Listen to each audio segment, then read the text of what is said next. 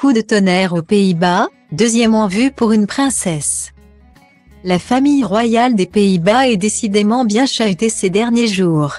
Alors que la princesse Béatrice, ancienne reine du pays remplacée par son fils le prince Willem-Alexander depuis 2013 à la suite de son abdication, a été victime d'un accident de ski, heureusement sans gravité, sa nièce, la princesse Margaretha de Bourbon-Parme, fille d'Irène des Pays-Bas, vient de faire part, elle aussi, d'une nouvelle pas vraiment joyeuse. Elle a révélé par le biais d'un communiqué de presse dévoilé par le palais son divorce prochain d'avec Jalling Tankat, le père de ses filles Julia, 14 ans et Paola, 12 ans, il y a quelque temps. Nous avons décidé ensemble et en toute amitié de nous séparer, après un temps merveilleux de plus de 16 ans ensemble, au cours duquel nous avons partagé des joies et des peines. Chacun de nous va maintenant suivre son propre chemin. Guillemets.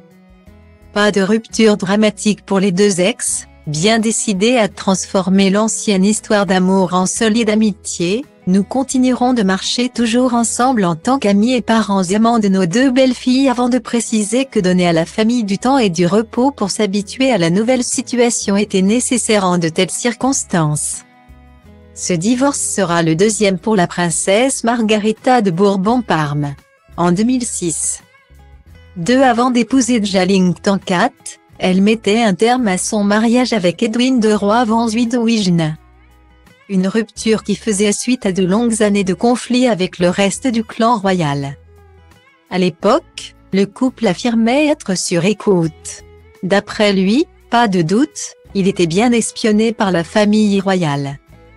La princesse Margaretha s'est donc éloignée des siens malgré une enquête ayant conclu qu'aucune mise sur écoute n'avait été faite. L'annonce de son divorce en 2006 l'aura finalement rabiboché avec les siens.